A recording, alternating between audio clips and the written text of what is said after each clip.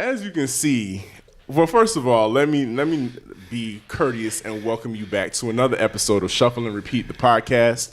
I am your host, DJ Sir Daniel. I know it's been a second, but we are actually at the point of the year where we're pretty much at that point where we start doing retrospectives of 2017 and all that good stuff. The year has definitely flown by, guys. Do you realize that 2017 is almost over with?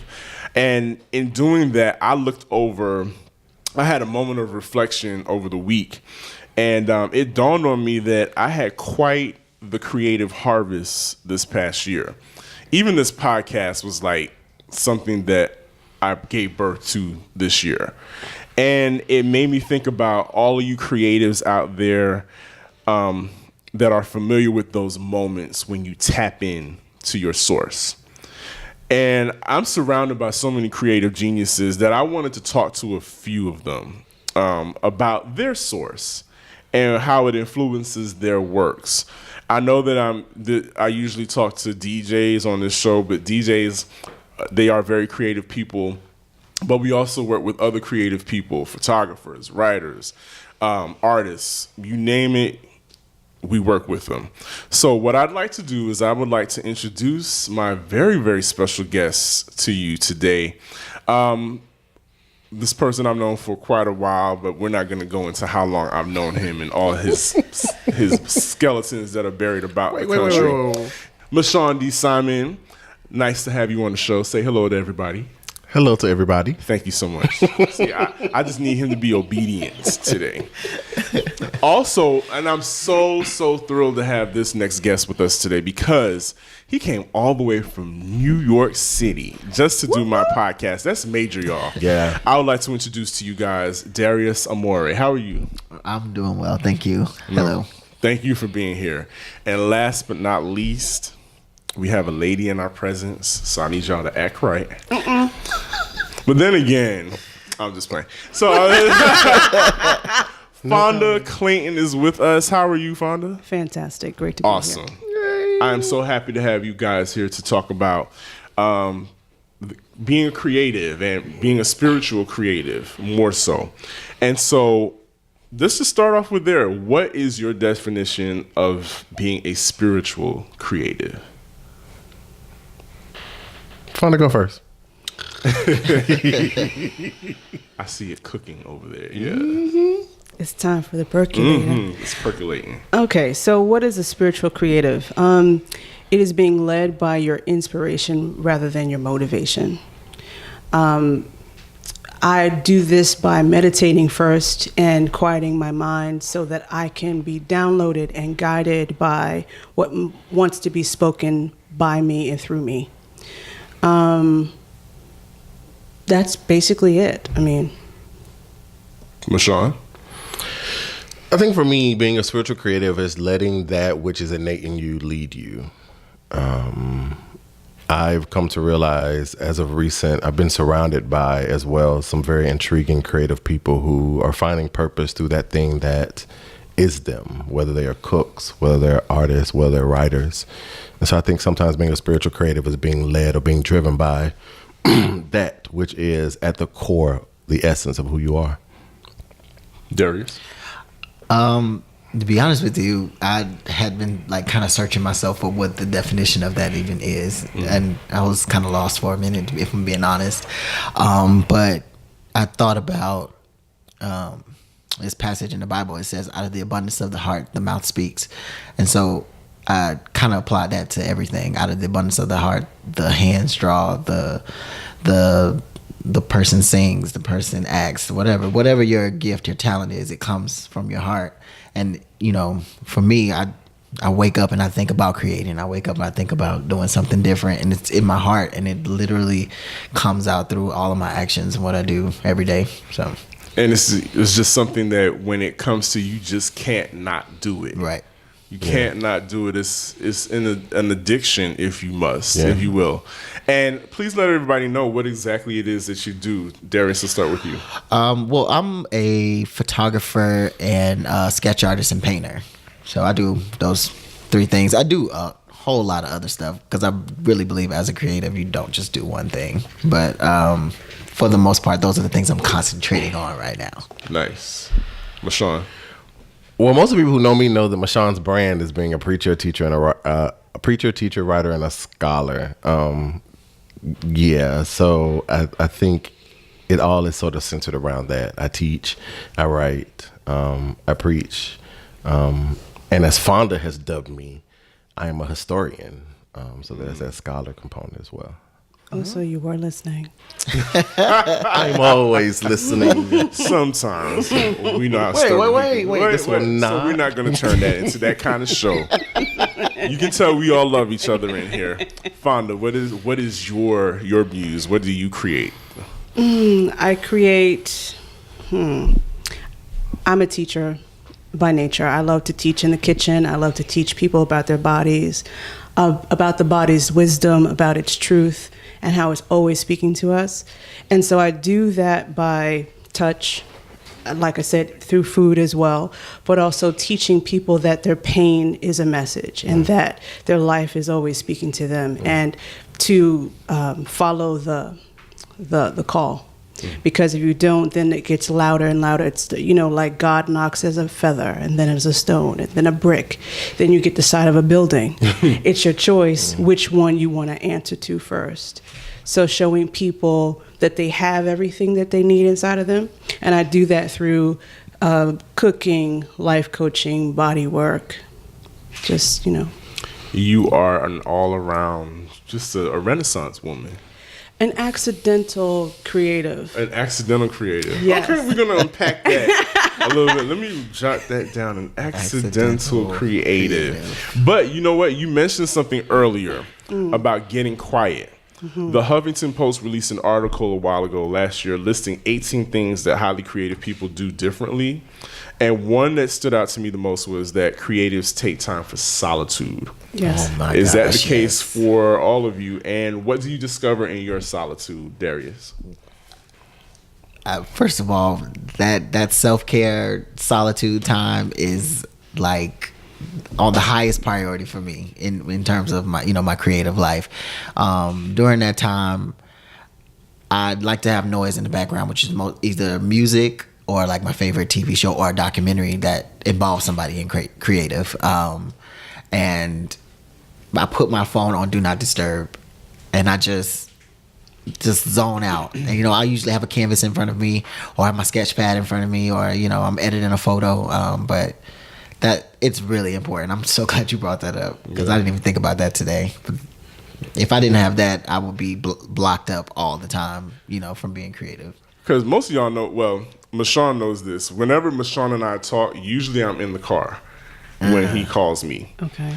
And some of the time he's interrupting my quiet time because and that's Noted. and that's no comes dig. It's not a dig, but that's where I find myself in the car just driving, and I have these epiphanies. Like, I know people might, I'll just get this blank stare, and then something will just flash in my head, and I'll be like, oh, I got to make that happen. Or That's I have that to. download. That's the download you were speaking of. Yes. Yes. How do you get quiet, Fonda?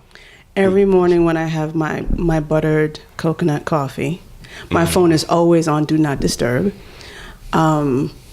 I script, and then I journal, right? So I script, like, what do I want to see my day be? Yes. So I start a statement like, if I could have it any way that I want it, and I can, and I am, what would I have? Rewind selector one more time, please. I should One have more brought a time. notepad for that. If I can have it the way that I want it, I can, and I am, what would I choose?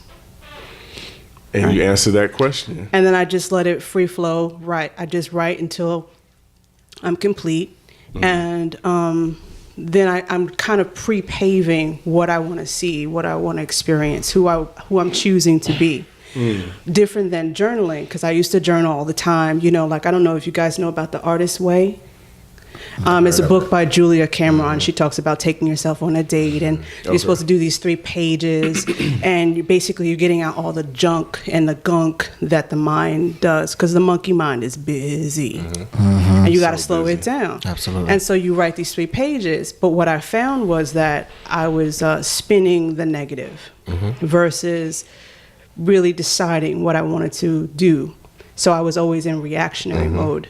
But scripting allows me to be like, okay, if I'm a creator, and I am, and I am made from source, and I am, then let me kind of act like that's true for right now, just for this moment. Right. Then do something intentional. Absolutely today, you know? intentional. I find myself like if I write it down, more than likely it's going to get done. But you have to be intentional about it. Michonne, how do you get quiet in that solitude?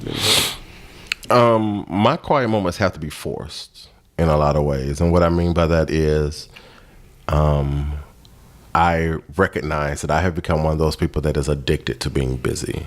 I'm addicted to having stuff going on because if I don't have something going on or if I don't have something to work towards, then I feel like I am wasting or not existing.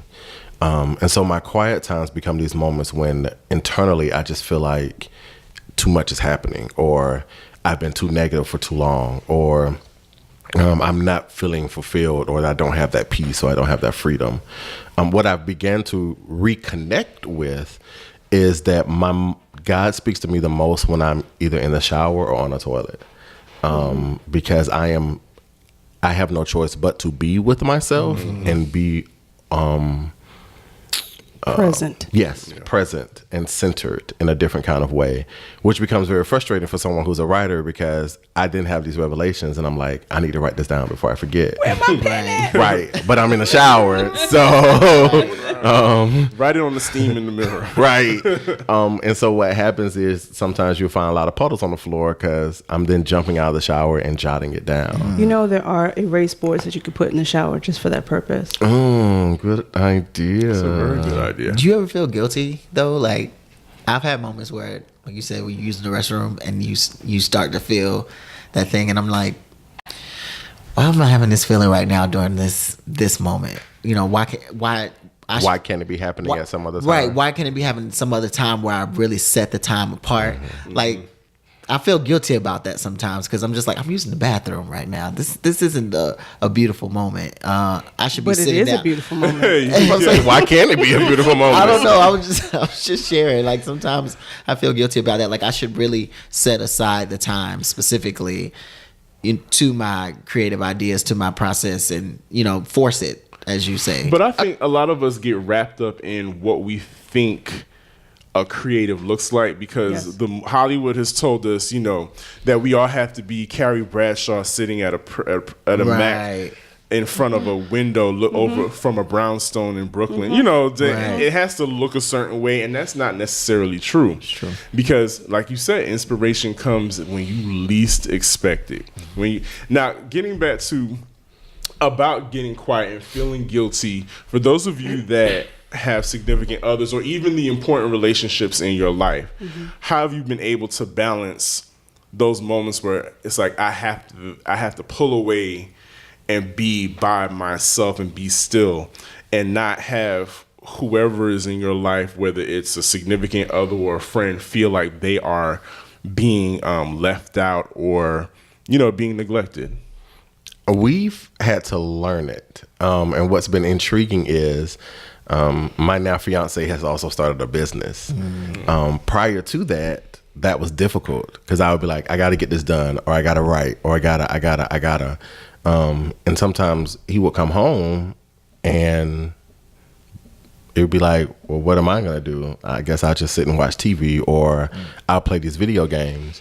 And then when he started talking about the possibility of starting this business, I was like, go for it. So what has happened is in the evenings when we come home, he'll be working on something. I may be working on something. We'll do dinner. We'll spend a little time together.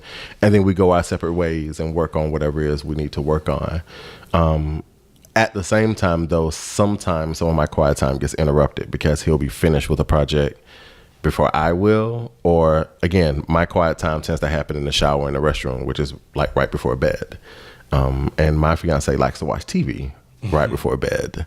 And so it becomes that pull, that tug of war almost.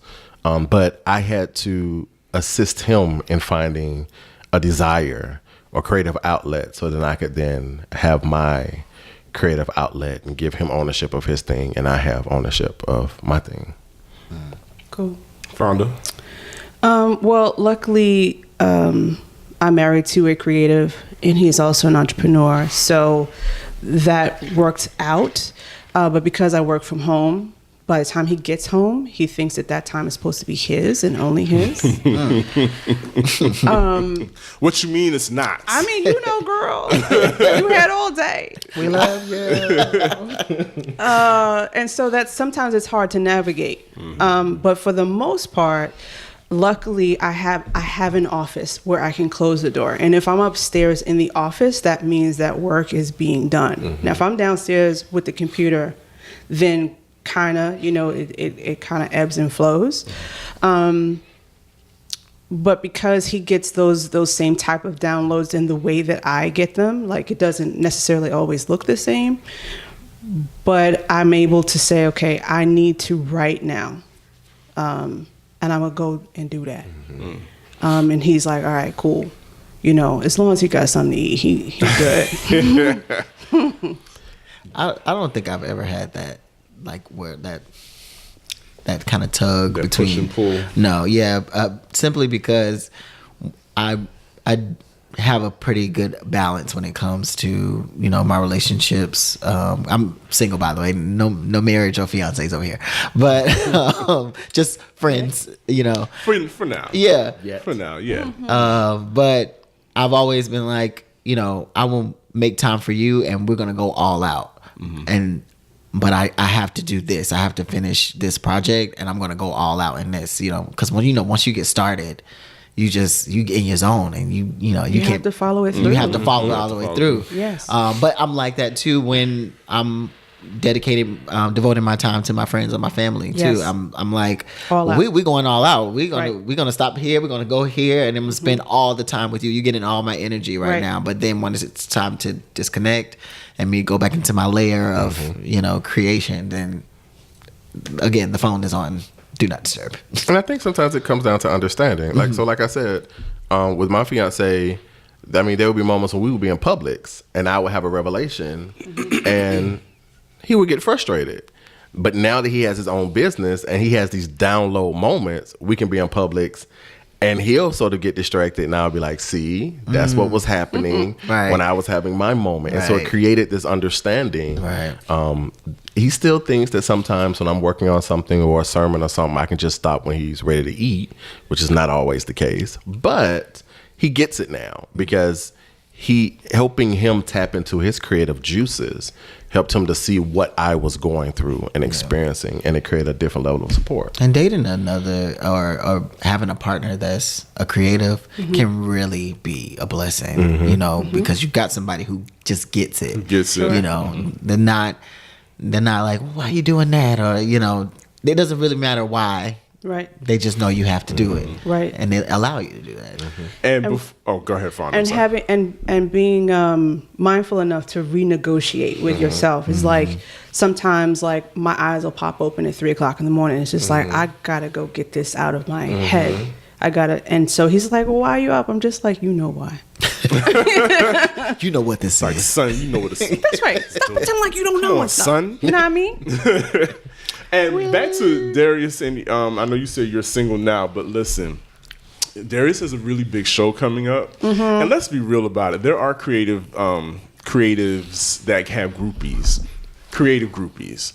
So pretty much that's going to be coming your way pretty soon. Where they at though? Darius, do you have fans? Not that I know. Listen, I could have sworn I saw something on my Twitter feed the other day. Somebody, I don't know if it was this Darius, but it was like somebody said Darius is fine AF. Well, this is true. These are lies and fallacies, and I need to see. He looking like he used baby oil. You need receipts. But, in all seriousness, okay, I'll tell you what. So what we're going to do is we're going to wrap up this segment and go take a break. But before we go to break, I want to read a quote to you guys, and when we come back, I want your reactions. The creative person sees the potential that actually does exist, though it may not be realized in the near future or even in this lifetime.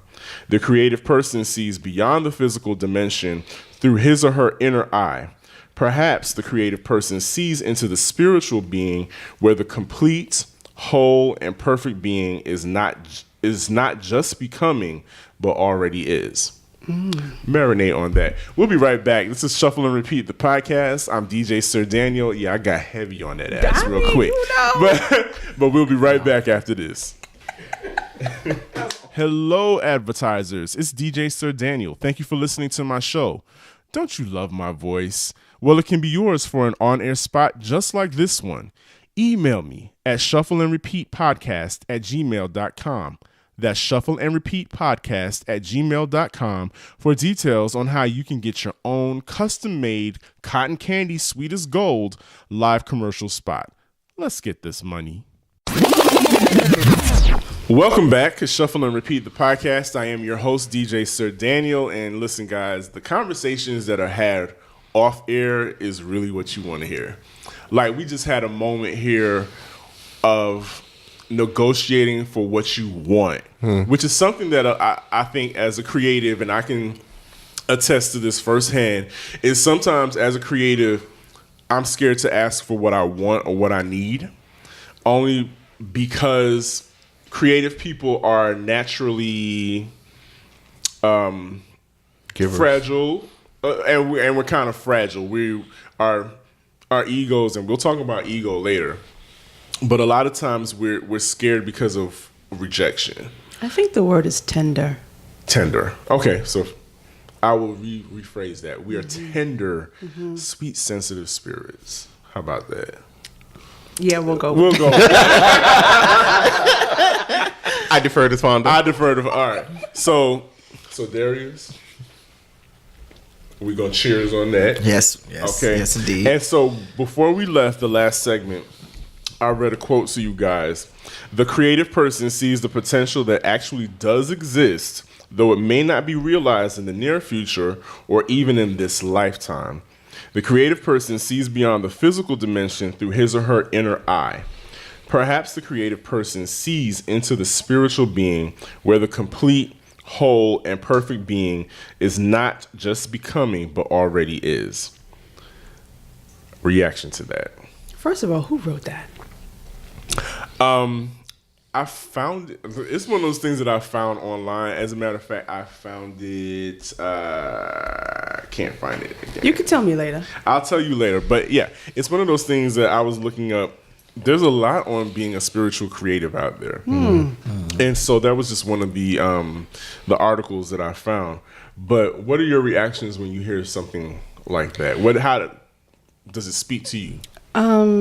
That statement is so damn juicy for so many reasons, because it speaks to the way that I approach every human being, whether I am doing a blog post or a post on Facebook or interacting with someone sitting across from me in regular conversation. I see everyone as whole and complete, even if they don't see themselves as such. And I hold them in that place because I want people to rise and step into what we are here to do, which is to experience. I don't feel like we're here to learn anything. I mean, if we just came from source, the one that created us, the thing that breathes us, that we already have everything, that we come in having it. And I think that it's for us to take permission and turn up the volume of that which we're here to do, which is to love and experience. So that to me is like all the things. Sure. I'm processing. I think because I was listening to some of the stuff that Fonda was saying and reacting to her reaction to the quote, and was like, partly because I like what Fonda is saying about we're not here to learn, but I think we are here to realize. I think sometimes we aren't given the permission to realize what the source has for us and within us. And so sometimes our spiritual eyes become awakened through the process of our realization or of our becoming connected to reconnected to the source. Drop the bombs. For Bashan, drop the bombs. Yes. But I also in post. I also think at the same time, so I also reflect on where I am right now in my realizing my creative spirit, because I stepped away from the creative after submitting to a call, because I thought it was a different something. And we were talking about this during the break of sometimes we want to know. So we're given this revelation of where we are going or where someone is going, but we don't always get the how. And we want the how. And I think at one point in my life, I got so caught up in the how that I started taking certain steps, thinking that was the way to get to what I had been revealed. And would suggest that maybe I sort of got off track a little as a result of that. But this quote sort of brings back that you don't have to know the how. You just have to just be led by what internally or essence is doing for you 100%. And enjoying the process of realizing, because that is where you get the most. You get the most reward. Following the breadcrumbs.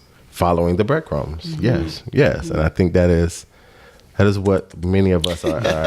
We're connecting right here and right now. Like, I mean, that's what we do. Darius, what was your reaction when you heard the quote? I had two reactions. One, I was thinking about what you said when you said, like, talking about how you feel this pull to do something, and you don't know why, you don't know how, you just need to do it.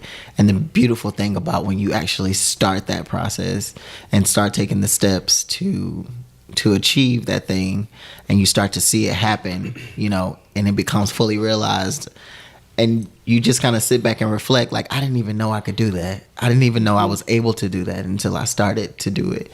And then it made me think about me in photography. Sometimes I don't think I've shot a traditional model in like 5 years. And there's been times where I saw somebody and I was like, I'd really love to shoot you. I have, an idea. And they're like, oh, I can't do that. I'm like, I see something. And I really need you in front of my camera in order to make it real. And it's something they can't see. It's something that they didn't realize was on the inside of them. But once all the pieces fall in place and the picture has been taken and the retouching has happened, the lighting is good, and you show it back to them, they're like, how did you catch that? Right. Out of me. And like, as a creative, I see things that you don't. Sure. And it makes perfect sense to me. It don't make sense to you, but it makes perfect sense to me. So those are the two things I got out of that statement. And making sense out of nonsense is kind of what we do. It's what it was what we're called to do. And I think going back to our earlier conversation about people in our lives, that other creatives that are in our lives that we're partnered with, or that are family. How important is it to find your creative tribe, your creative clique? Because I can think of, on one hand, like several people. Well, that's not one hand, but I can rattle off names of people that are in my creative tribe that I can reach out to. Issa Rae quote said something recently about we're so used to doing we're reaching up instead of reaching across. Right. And there's so many of you got. The conversation we were having off air with Darius about his event coming up on December 3rd at the Blank Cabins in Atlanta at 321 Nelson Street, Southwest. Yes, So subtle. That was wasn't that subtle? I like it. Him needing somebody to be in charge of the ambiance, a DJ. Who is he sitting next to? I mean, A DJ. A DJ. who is he sitting next to? The DJ. yeah, You heard. But I'm saying, we have to be able to do that. And like, is that important to you as well? Like, it's important to me, but is it important to you to have that creative tribe? I would say, if I'm being completely honest, I haven't fully found the creative tribe, but it's starting to form. Just in this conversation, when you had Prismatic, I was there because Chris had a piece in the show. Yes. But being there, Chris Barker, another amazing creative, I felt like I was surrounded by family, 100%. And even, greeting you and talking to you, I'm like, this is somebody that I can talk to, and something formed there because I started to support your work and your vision. And now I have Chris and I have started to form a bond, and Chris is amazing. Like this man has really pulled some of the elements of myself that I didn't know. Then granted, he's a lot. He's a lot of personality. He's a lot. We all. But it's such a balance with me. And so that's my creative brother. Like, nice. And so my tribe is in the beginning stages because I didn't think I had anybody in my life that I could go to and be like, I'm thinking about this. What do you think about that? I didn't have anybody like that. But now that, I have my brother, and then we just pulled up the paperwork for Adrian to be Come on, contract. we just Sign on the dotted line. We just went to the adoption agency for Adrian. I see it forming because there has to be a comfort level too. Sure. Absolutely. For you want to open up to your fellow creative and say what's going on in your mind. So mine is forming, to answer your question. Good. Nice. LaShawn? Yes, I was earlier in this day. I was meeting with some individuals that I let them tell it because I wanted to know their story. I triggered a relationship for them, and I was like, I'm beginning to see something sort of happen.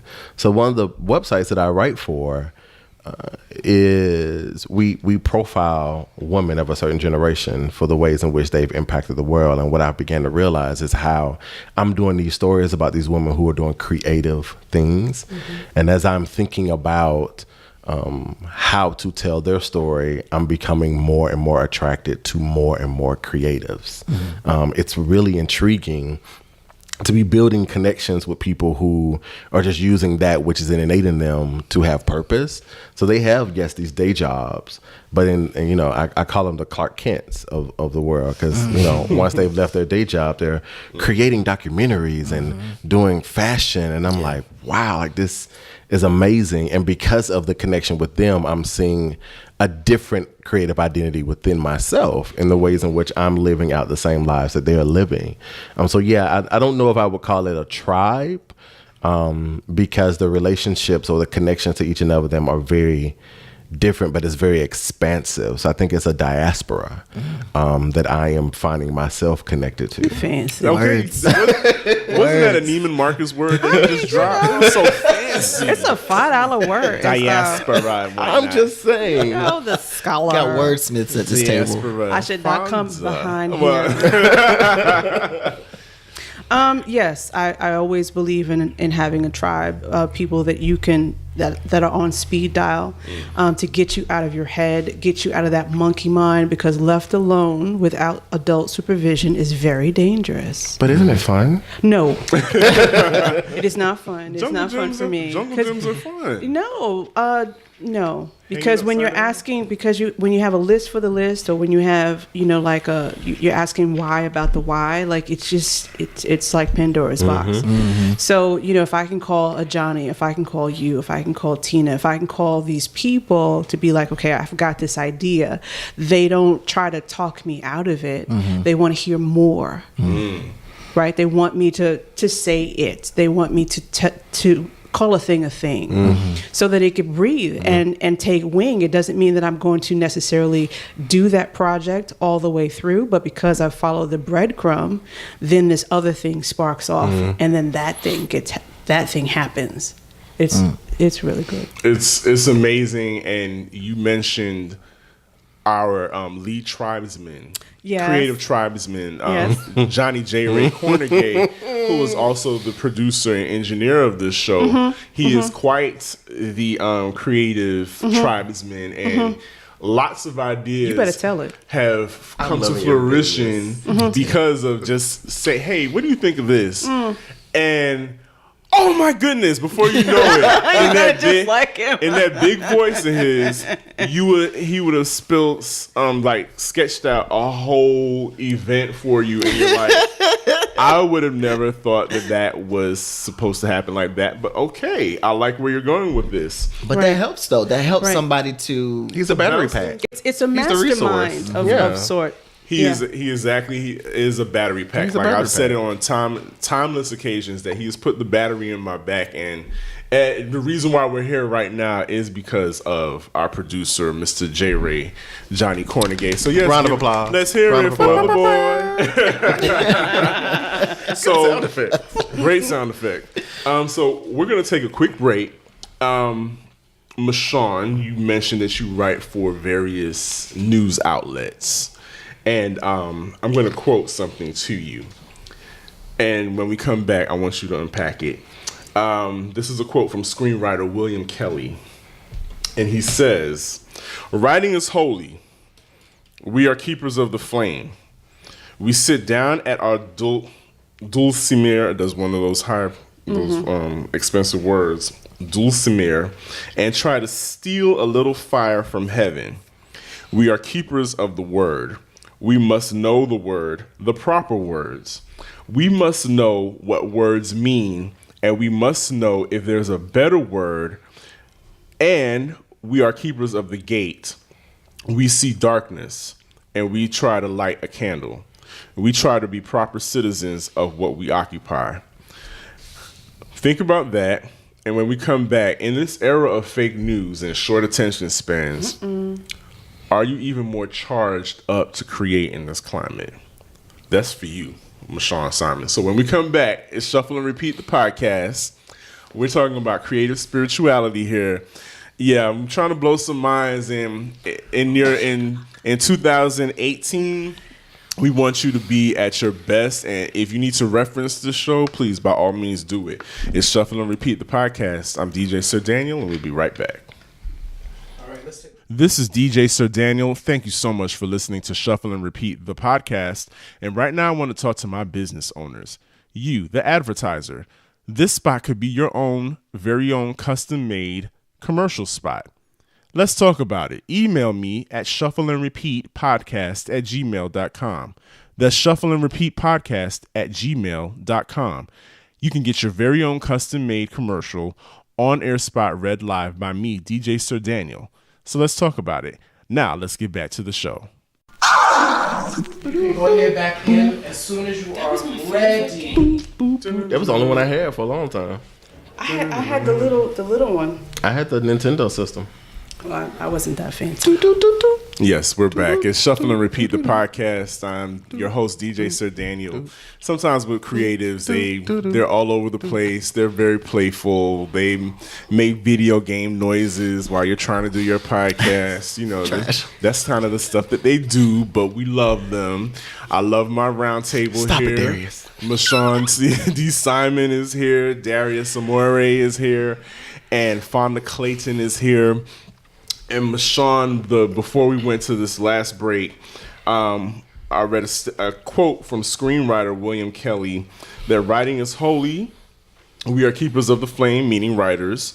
We sit down at our dulcimer and try to steal a little fire from heaven. We are keepers of the word. We must know the word, the proper words.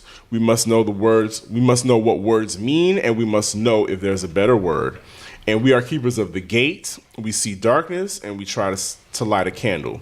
We try to be proper citizens of what we occupy. Again, in this era of fake news and short attention spans, does that charge you up more to even create in this climate? Yes, but it's also a very heavy pressure or responsibility, because I also recognize that in this climate, people want what they want, and people also believe what they choose to believe.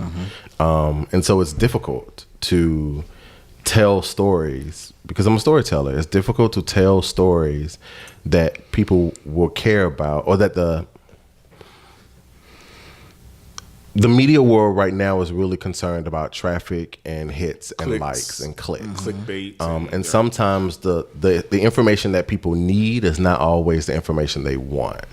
But at the same time, it creates this desire to do that, which is why I enjoy some of the writing that I'm doing, because I'm exposing people to things that they would not normally be exposed to, or sharing information that people would not normally seek after.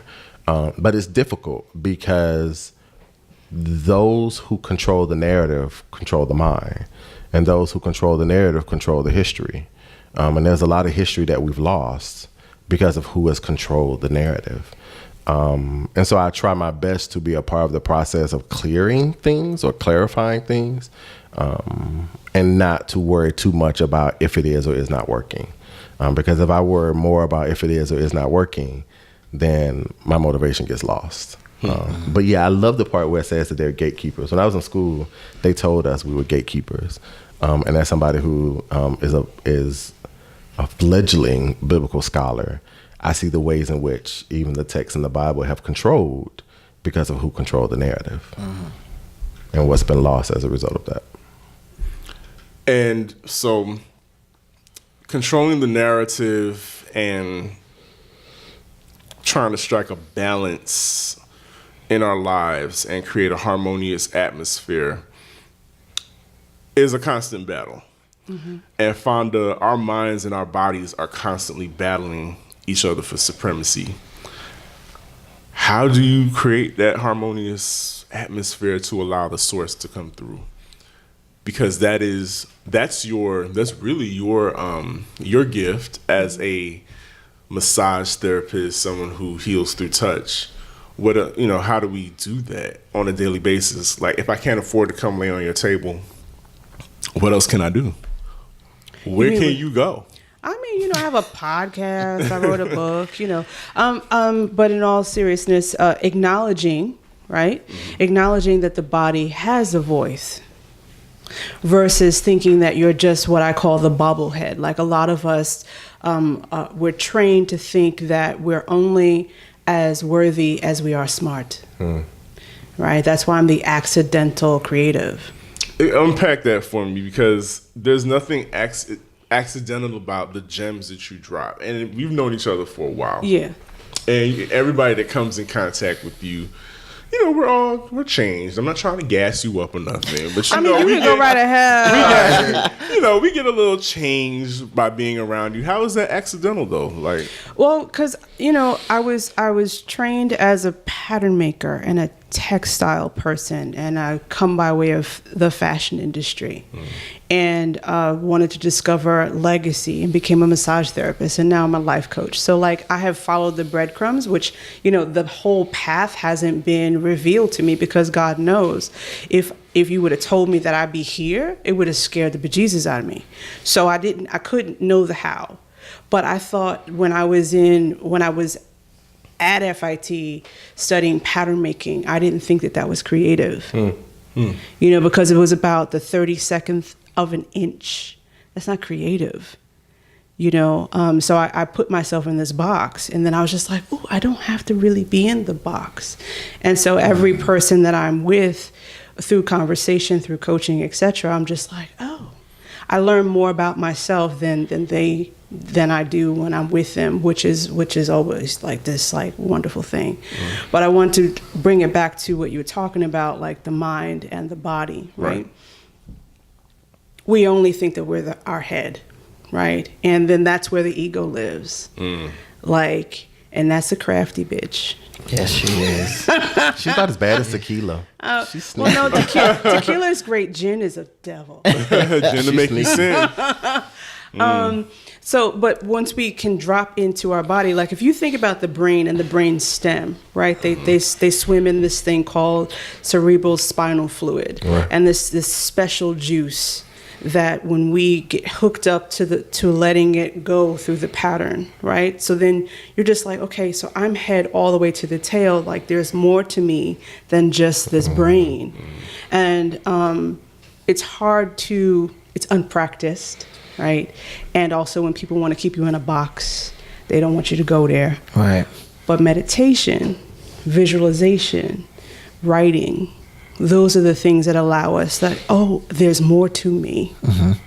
You know, and the act of writing, I think we talked about that earlier in the conversation, the act of writing slows the brain down so that the ego can't be like, this ain't the way. It's like, oh, wait a minute, I have to just wait my turn. Oh, okay.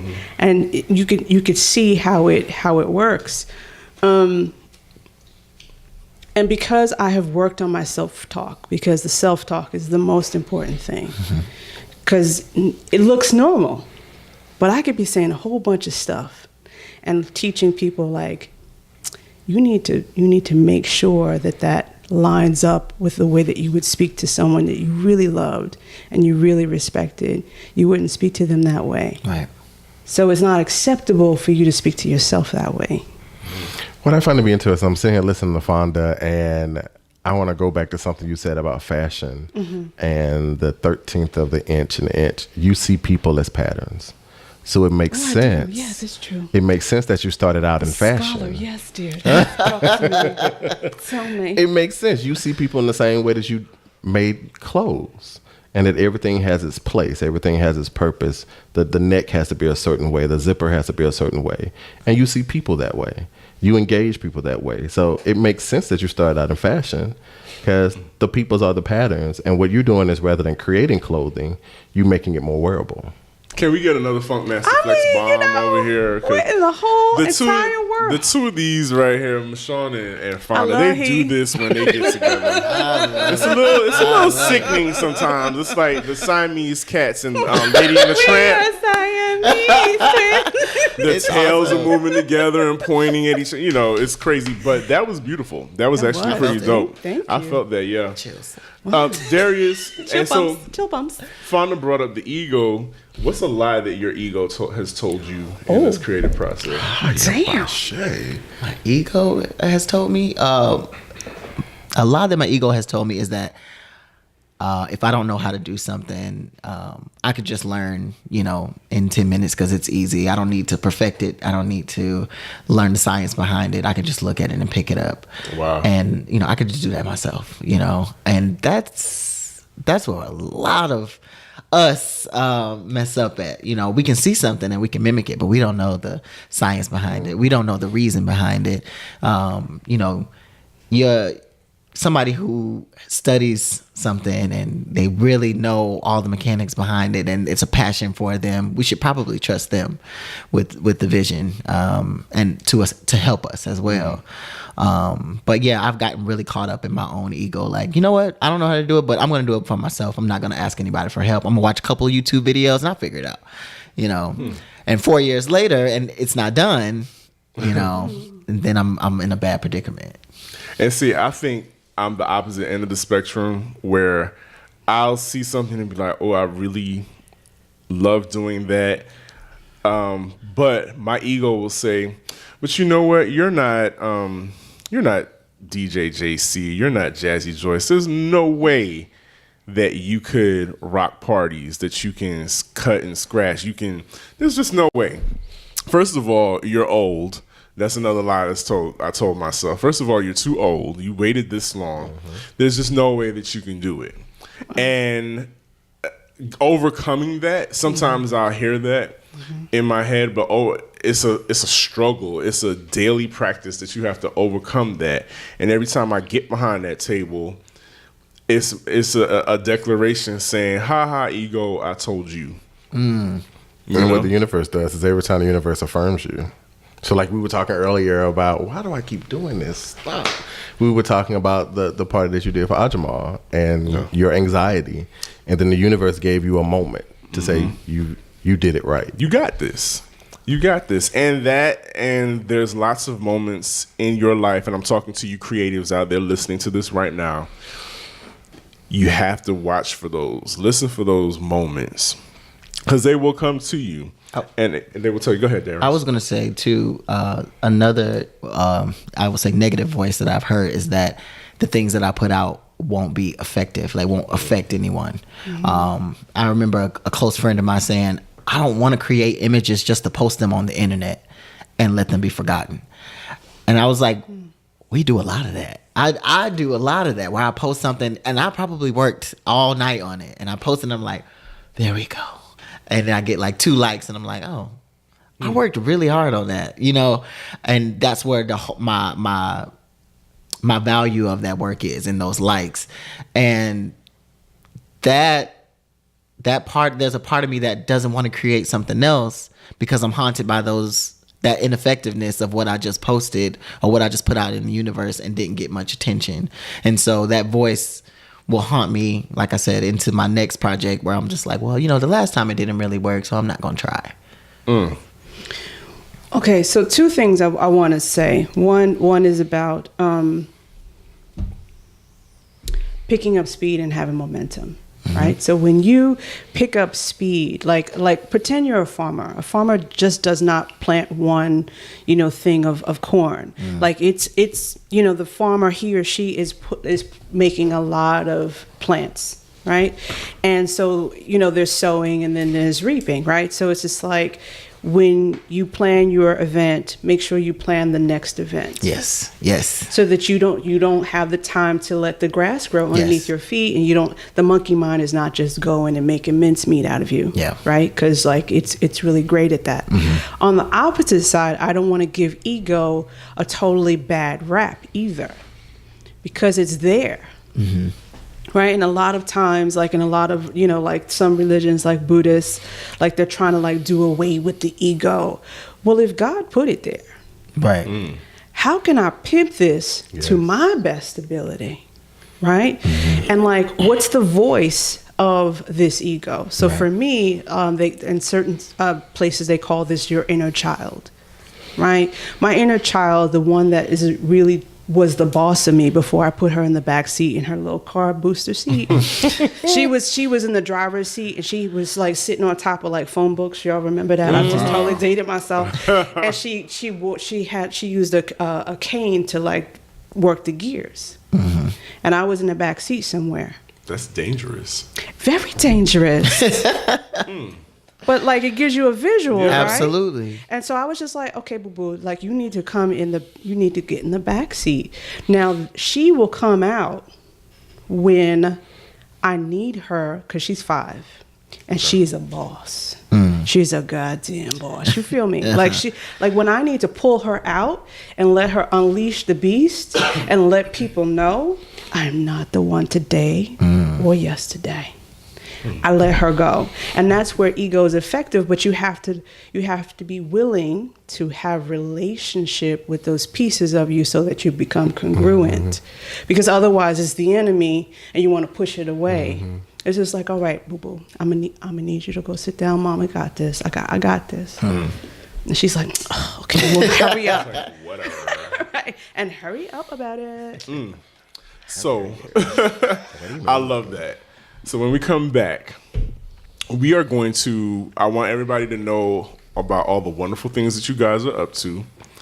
And I also want to discuss the one thing that us creatives sometimes have a hard time wrestling with, and that is getting paid our worth. That should be a whole other show. So when we come back, we're going to talk about running me my money once I've given you services. This is Shuffle and Repeat. I'm DJ Sir Daniel. This is Shuffle and Repeat, the podcast. We'll be right back. This is DJ Sir Daniel, and you are listening to the best damn podcast ever. That's right, Shuffle and Repeat, the podcast. And hey, business owners, advertisers, wouldn't you like to be a part of the show? You can. All you need to do is email me at shuffleandrepeatpodcast@gmail.com. That's shuffleandrepeatpodcast@gmail.com, and we can discuss how you can have your very own custom-made commercial spot read by yours truly, DJ Sir Daniel. Come on, make that move. Let's do it. Shuffle and Repeat the podcast. I am DJ Sir Daniel, and the conversation is blessed right now. It's very blessed. That's the one thing I can say about this. And I'm joined by Mashawn D. Simon, Darius Amore, and Fonda Clayton. Did I say that right? Of course. Okay. Yeah. Look, I had a moment where I was Either like, way. am I? Because, she has various aliases, so I have to be careful of The which feds one. are listening to Rude. Yeah, I have this. to- Why you so loud? on blast like that? they don't know who she You're very They don't loud. know who that is. My bad. My bad. No. We have Carmen But when- Diego here. But when we These look, are the problems we always run into with you. we can edit that in post.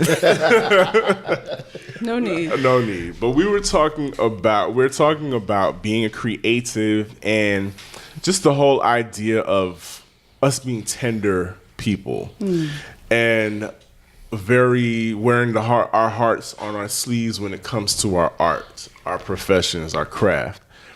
And something that all of us run into is the point where we have to ask to be compensated. And what is that? Why do we find it so hard to demand what we deserve for our time and talent? I don't have a hard time with that at all. How did you get to that point? Can't relate. Run me my money. Can't relate. Run me my Matter of money. fact, pay me first. Otherwise, we're not doing no We're not work. doing it. Do I owe you money for this interview? No, Oh, okay, no, gotcha. You'll be invoiced. I'll be invoiced. But by the way, I'm very thankful that Fonda Clayton could join us because she's currently on a huge, massive press tour right now. So we are very blessed. I'm honored. You're gonna see her in other places. Trust me. But no, continue. How did I get to this place? Yes.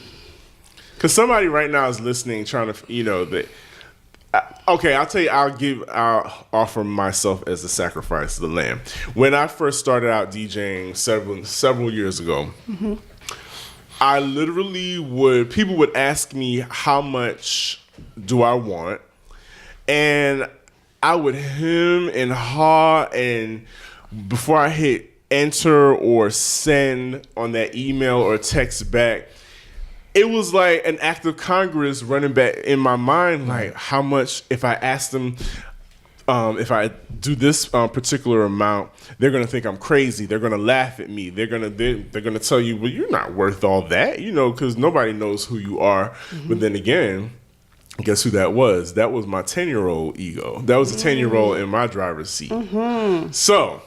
Good connection. Good, but then a good this. connection, See how you put that like that? trying to put that out there in the universe. So that's what happened to me. And I know that some of you are listening right now, other DJs and other creatives have gone through that same exact thing. So Fonda, you were about to tell us how you got to that point. Receiving really good coaching, right? I believe that, every therapist should have a therapist. And if they don't, then you should not be with them. And every coach should have a coach, right? So, you work through those things, right? So every time you elevate to a certain point, there's a threshold, right? So let's say my prices were $10. When I grow to $20, like there's a thing that has to happen.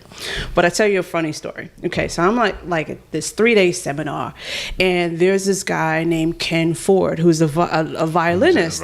A very Isn't well-known. he is a boss, right? He's amazing. And his wife is Janelle Ford. The Yes. handbags, like handcrafted handbags, Yes. they are like amazing, Yes. right? So he's telling a story about how he lost his job, and his wife was just like, I need you to just go out there and do your violin full time, like go for it, which is a huge thing. I mean, we can come back later and talk about that. Right. But anyway, the point is that he went out and he did it, but he said he had a band to pay, and so he never made more than like $1,000 amongst all of them. So he got this phone call. I want to say somewhere in the Caribbean. Let's say it's St. Thomas. And the lady was just like, I'm tired of playing small. I want to do a bigger thing. And so the lady called him, and he's like very laissez-faire. She's like, so, how much do you want to how much, what do you charge? And he's like, well, $10,000 plus all expenses paid and airfare and da-da-da. She's like, done. Hold the press, because that means that she would have paid more. Yes. Yeah. He said from that moment on, he's charged that and above. Right.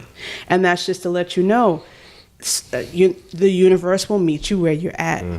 And so for me, I'm just like, okay, if spiritual principles are what they are, and if God wants me to have whatever it is that I want, then why don't I just ask for it?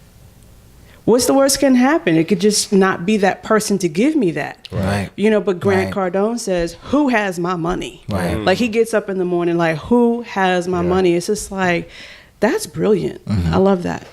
I think a lot of ways, not to just jump in, but I think sometimes, especially as creatives are concerned, there's this hesitance to ask for what we want because we're afraid that it ends there. Like, if I tell these people I want $500, they won't hire me, and then nobody else will hire me. Yeah. Yep. And I had to get to this point of recognizing that I don't charge a whole lot for everybody. Like, there's a scale. So for some people I write for, it may just be $100. For some people it may be pro bono. For some it's $500, $600. Sometimes it's been $1,000. It just sort of depends on, 1, the relationship, 2, what I think I already know about you, and 3, what your budget looks like.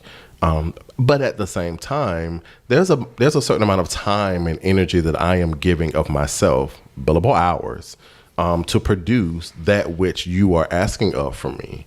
And so I had to get to this point of saying, this is what I'm going to ask for, because for one, I'm not about to sell myself short. I'm not trying to take all of your money, but this is where I am, and either you want me or you don't. And if you don't, okay. But if I still believe that which is innate in me comes from the source, and that is my purpose, my creative purpose, or my creative identity, then somebody else will come along and provide for me that which I am asked for. I had a preacher one night come up to me and say, you're going to get to a point in your career where you're going to ask for a certain dollar amount and the people are not going to flinch. And I was like, oh, Okay. Sign me up. when does this happen? What year? Because I need to know right now. Right. But it helped ease some anxiety about the process. And I mean, there have been moments when people have asked me how much I would charge, and I'll ask you, what is your budget? And then they'll come back and I'll say, well, this is what I'm willing to do. And I've never heard from them again. Which is a blessing. Saved you time. Right. Saved you time, and it's a 100%. blessing. Yes. But at the same time, like one of the websites I write for, Miss X Factor, they don't have a whole lot of money to pay me. But I am telling stories that are creating different kinds of relationships that are connecting me to another kind of individuals who I don't know what the universe is going to do as a result of that. And so I have no problems writing for them for the amount that they can afford, because somewhere down the line, I don't know how that benefits me or plays out or creates another opportunity for me.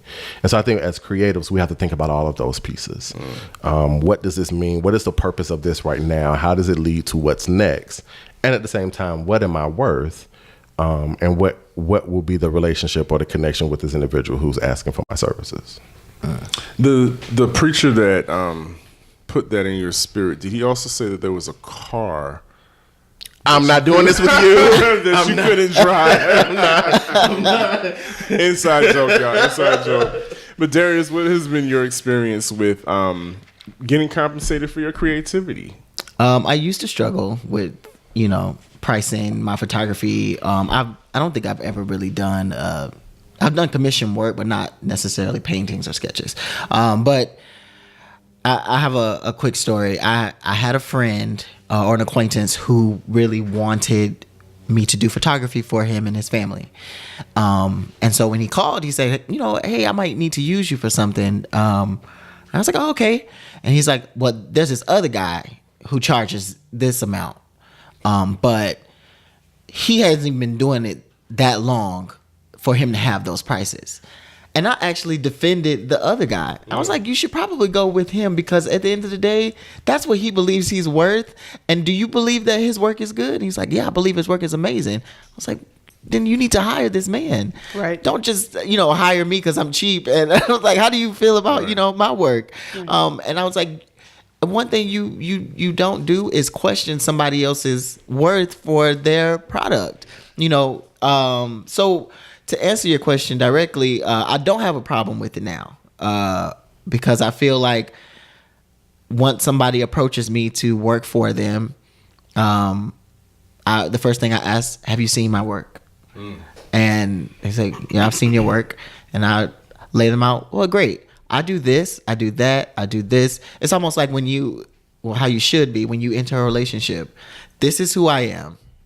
How do you feel about that? And they say, yeah, I'm all right. Well, let's go. Let's do it. And there are people that will come for your product. They will come to you specifically, and like you said, they don't care how much it costs. They just want that thing that you have, right. And that makes me feel good about my prices because you came to me, Right. So, and I think what I've always found myself frustrated with, as it pertains to people of color, sometimes listen, is boy. that I need that Bailey's now. Here we go. need a little shot. I'm just saying, like, I know people, we know some mutual people who are great creatives and they have several businesses and somebody's always looking for this discount. And I'm like, especially for some of us who are starting out, like you'll go over to Nike or you'll go over to wherever else and pay full price. Absolutely. But you want to come to me because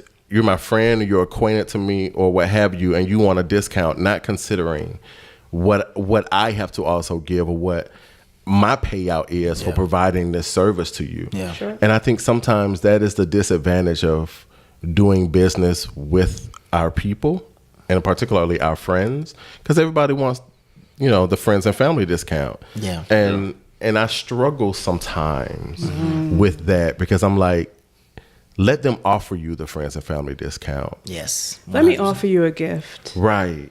And do not assume that it is yours. Right. It's because it's mine to give. Right. And I've never encountered that before I moved to the Atlanta area.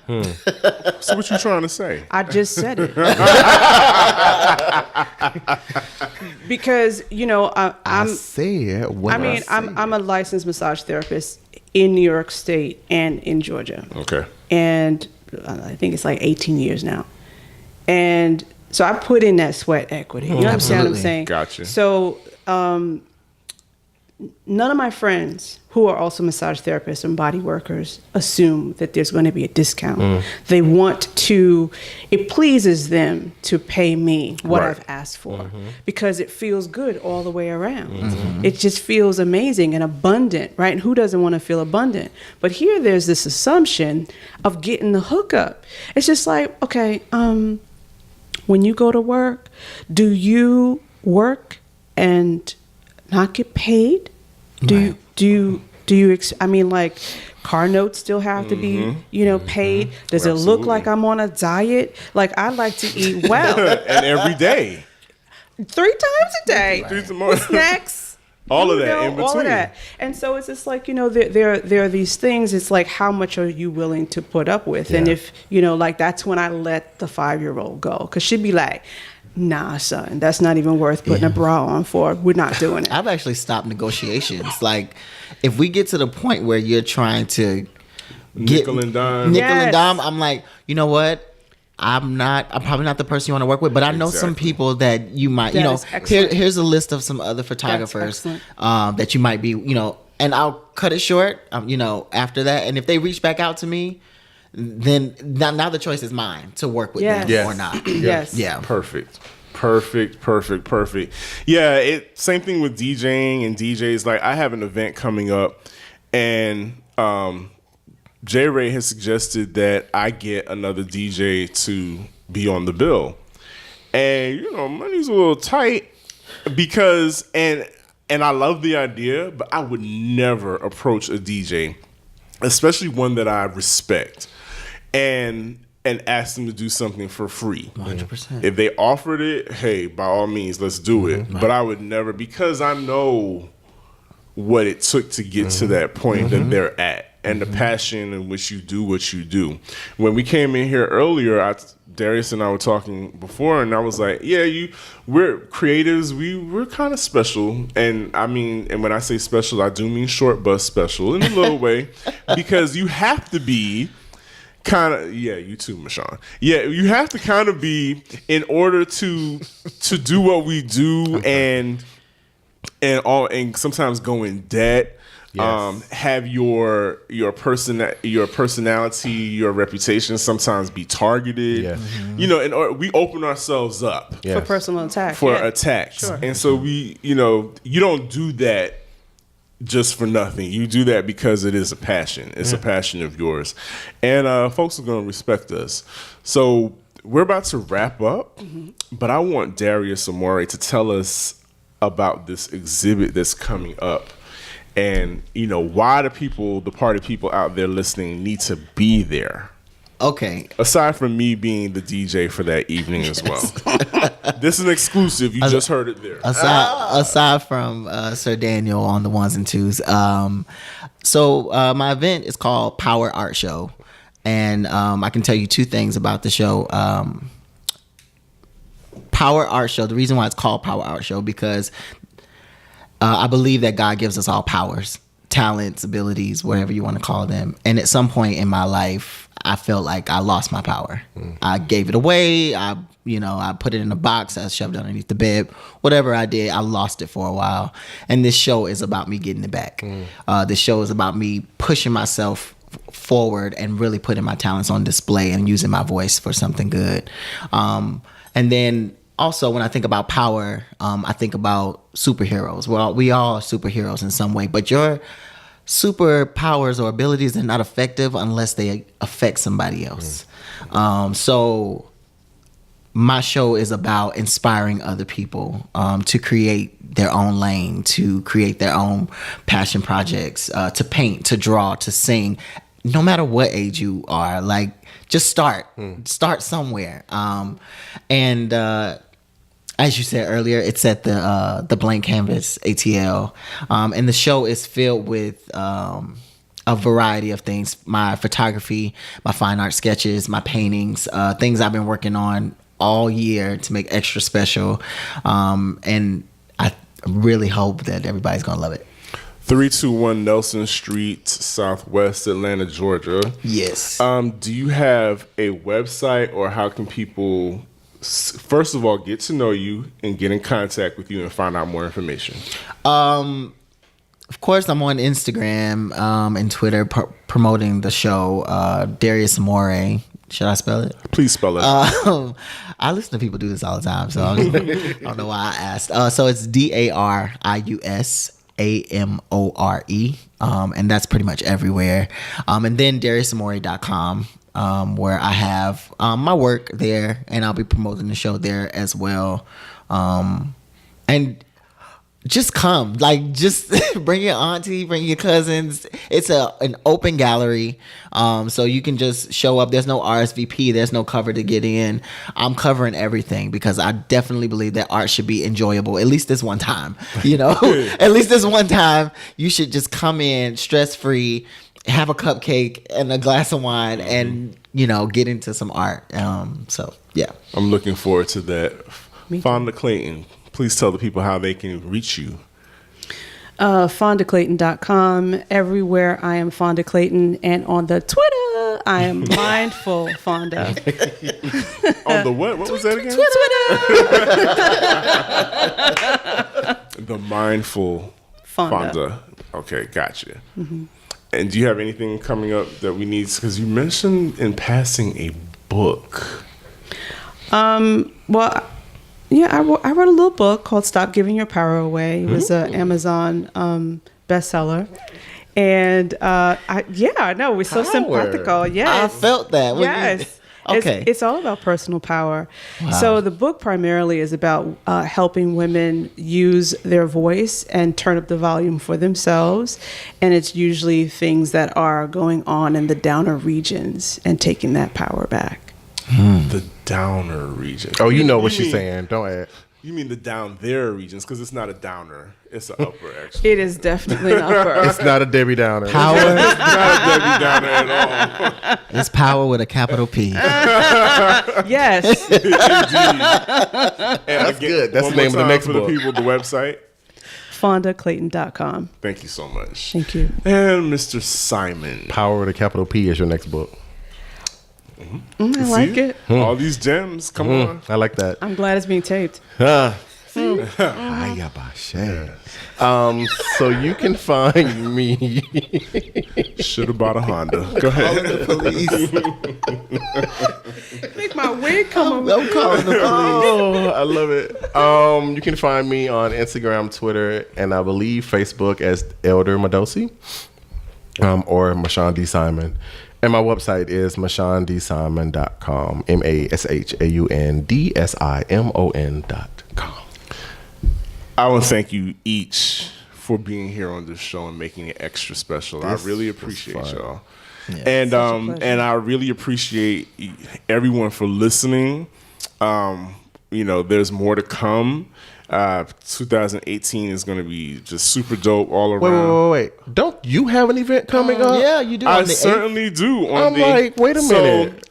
On the 3rd, when you go to Darius's event, that following Friday is when you can come back to 321 Nelson Street, Southwest in Atlanta, at the Blank Canvas, and be a part of, you ready for this, Fonda? The New Jack Jingle Jam and Toy Drive. Again, that's the New Jack Jingle.